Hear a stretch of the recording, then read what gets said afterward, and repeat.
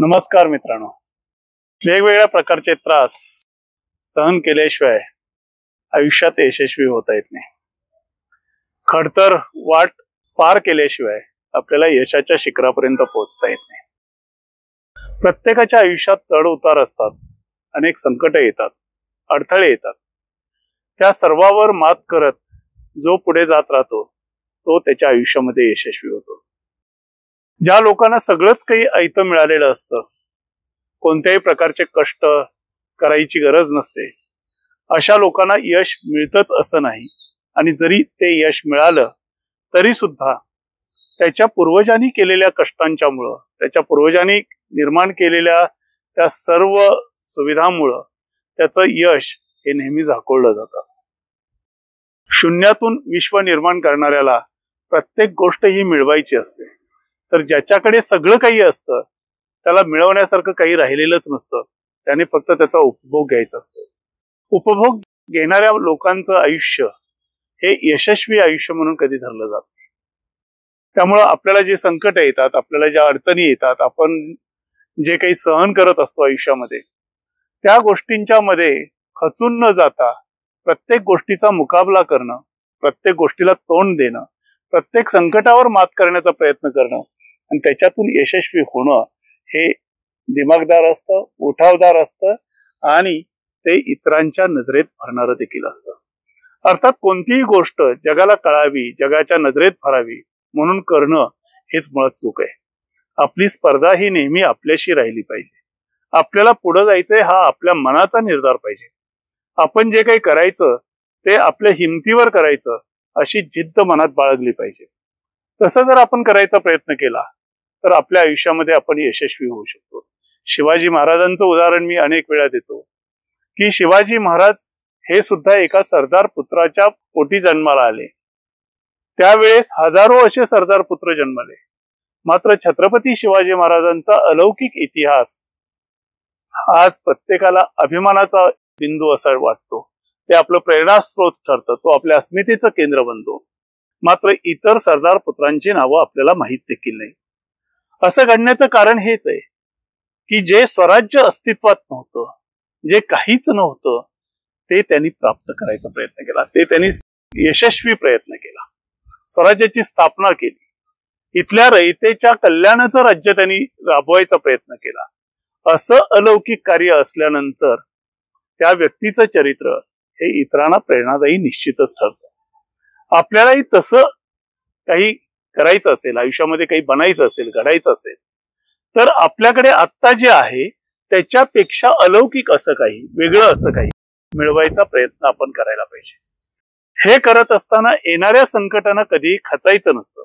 उलट ज्यांच्या पुढे संकट येतात, ज्यांच्या पुढे अडचणींचा डोंगर असतो, जी लोक अडचणींवरती मात करायचा प्रयत्न करतात, ती लोक त्यांच्या आयुष्यामध्ये यशस्वी बनतात। अशी अनेक लोकांची उदाहरणं आपल्याला सांगता येतील।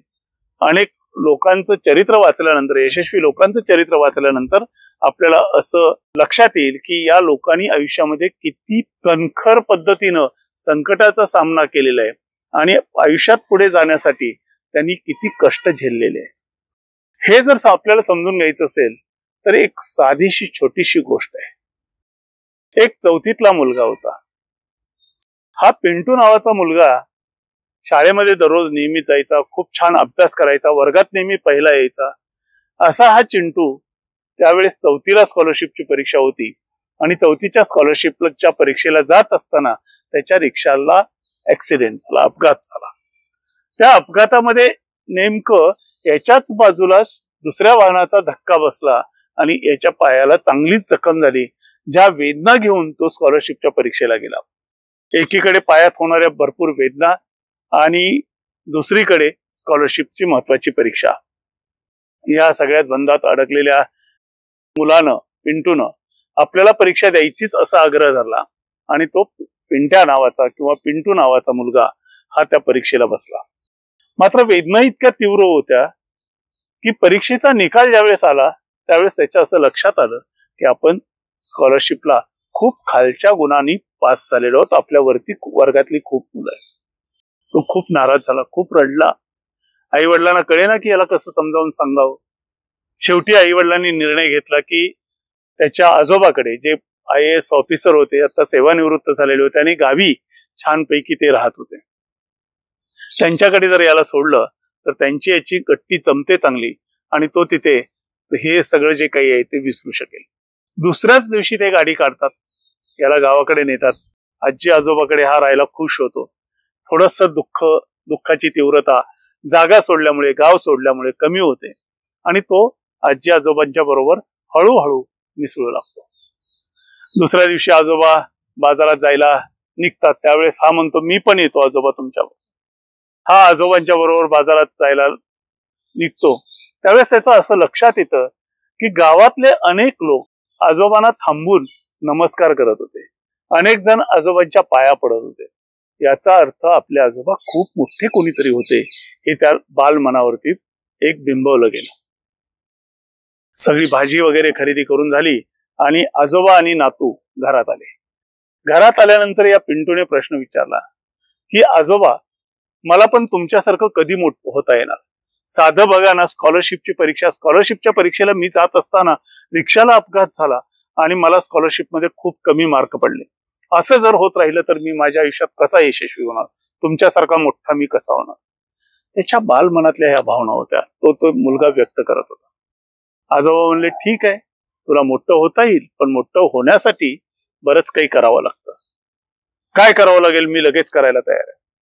आजोबांना वडिलांनी सांगितलेलं असतं की स्कॉलरशिप मध्ये कमी मार्क पडल्यामुळं हा खूप नाराज आहे. मग आजोबांनी प्रयोगातून त्याला समजावून सांगायचा विचार केला. दुसऱ्या दिवशी परत त्याला गावात घेऊन गेले. नर्सरीमधून 2 एकाच आकाराची छान रोपं घेतली, एक कुंडी घेतली. ते घरी आले, त्या कुंडीमध्ये माती वगैरे छानपैकी भरली. ज्या ठिकाणची माती ती कुंडी भरायला घेतलेली होती त्याच ठिकाणी त्यातलं एक रोप लावलं आणि दुसरं रोप कुंडीमध्ये लावलं. कुंडी आणली आणि हॉलमध्ये ठेवली आणि त्याला विचारलं की या 2 रोपातलं कुठलं रोप चांगलं वाढेल? अर्थात मुलाने त्याच्या बालसुलभ बुद्धीला अनुसरून उत्तर दिलं की घरात ठेवलेलं रोप आहे ते. आजोबांनी त्याला विचारलं असं का होईल? तर त्यांनी सांगितलं की हे हॉलमध्ये राहणारं रोप आहे, याच्याकडे तुमचं कायम लक्ष असेल, याला पाणी कमी पडलं तर तुम्ही लगेच द्याल, याची काळजी घ्याल आणि त्यामुळं हे रोप लवकर वाढणार. आजोबा म्हणले ठीक आहे, आपण काही दिवसानंतर पाहूया.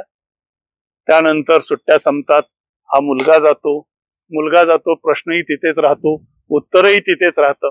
वर्ष निघून जातं. वर्ष झाल्यानंतर हा पिंटू परत आपल्या आजोबा आणि आजीकडे राहायला येतो आणि त्या ठिकाणी आल्यानंतर आजोबाच त्याला आठवण करून देतात, अरे चिंटू बाळा, मागच्या वेळेस आल्यानंतर तू मला एक प्रश्न विचारला होतास की मी मोठा कसा होणार, मोठा होण्यासाठी मला काय करावं लागेल, तर त्याचं उत्तर तुला नकोय का? हा पिंटू लगेच म्हणाला की आजोबा, उत्तर तर मला पाहिजे, ते खरं विचारायचं होतं पण मी विसरलो होतो, बरं झालं तुम्ही आठवण करून दिली. लहान मुलं आता मालिका पाहून त्यातल्या मोठ्यांचे डायलॉग जसे असतात तसे बोलायला लागलेले. पिंटूचं हे बोलणं ऐकल्यानंतर आजोबा म्हणले चल मग बघूया. आपण लावलेली 2 झाडं, एक झाड घरात होतं आणि दुसरं झाड बाहेर होतं. आपण पहिलं घरातलं झाड बघूया. घरातलं झाड आजोबांनी त्याला दाखवलं तर त्याचा आकार तेवढाच होता जेवढा ते झाड रोप खरेदी करून आणलेलं होतं. अगदी 1-2 किरकोळ त्याला पानं फुटलेली होती. त्याची उंची 1 सेंटीमीटर वाढलेली असेल असं ते झाड हॉलमध्ये त्याच अवस्थेमध्ये होतं. मग आजोबा म्हणले आता दुसरं झाड बघूया. त्याच्या बोटाला पकडून आजोबा त्याला बाहेर घेऊन आले. आजोबांनी त्याला दाखवलं कुठं लावलेलं होतं झाड. त्याने लगेच ओळखलं. म्हणले अरे बापरे, किती मोठं हे झाड वाढले. पिंटूच्या चेहऱ्यावरती आश्चर्य दिसत होतं. आजोबांनी विचारलं तुला कळलं का हे झाड काय एवढं मोठं झालंय ते? पिंटू म्हणाला का एवढं मोठं झालं? आजोबांनी सांगितलं कारण हे बाहेर लावलेलं जे झाड आहे त्याला ऊन सहन करावं लागलं, वारा सहन करावा लागला, पाऊस सहन करावा लागला. हे सगळं सहन करत स्वतःचा मार्ग ते झाड स्वतः शोधत राहिलं. पाणी कमी पडलं म्हणून ते माझ्याकडे मागत नाही बसलं, तर त्यांनी जमिनीमध्ये मुलं खोल खोल खोल खोल नेऊन खोलीतलं पाणी शोषून घ्यायचा प्रयत्न केला आणि म्हणून ते आकाशाला टेकायला निघालेलं आहे. घरातलं झाड जे आहे ते अत्यंत सुखात आहे. त्याला ना ऊन लागलं, ना पाऊस पडला त्याच्यावरती, ना वाऱ्याचा त्रास झाला. ते पूर्ण सुखात होतं, अगदी तळहातावरच्या फुलासारखं ते शांतपणे राहिलेलं होतं, त्याला मात्र वाढण्याची संधी नाही मिळाली. चिंटू बाळा, तुला जर मोठं व्हायचं असेल तर ऊन वारा पाऊस जशी या झाडासाठी संकट असतात तशीच ती वरदानही असतात. प्रत्येक संकट, प्रत्येक अडचण ही काहीतरी शिकवण देणारी असते, अनुभव देणारी असते. हा अनुभव घेत, त्या अनुभवाचं शहाणपण जवळ बाळगत आपण जर पुढे जायचा प्रयत्न केला तर निश्चितच आपल्याला खूप मोठं होता येतं, आयुष्यामध्ये यशस्वी होता येतं. जर आपण या संकटाला भ्यायला सुरुवात केली, आलेल्या संकटातून आपण काहीच शहाणपण नाही शिकलो, तर आपण आणि त्या घरात ठेवलेल्या झाड याच्यामध्ये काहीच फरक राहणार नाही. आपल्याला जो मेंदू दिलेला आहे त्या मेंदूचा आपण वापर केला पाहिजे. संकट जे आलेलं होतं त्या संकटावरती आपण मात केली इथपर्यंतचा भाग ठीक आहे, पण त्याच्यातून आपण बोध काय घ्यायचा, पुन्हा अशी अडचण येणार नाही याची काळजी कशी घ्यायची, हे आपण वेळोवेळी आपल्या लक्षात घेतलं पाहिजे. त्यानुसार आपण पुढे जायचा प्रयत्न केला पाहिजे.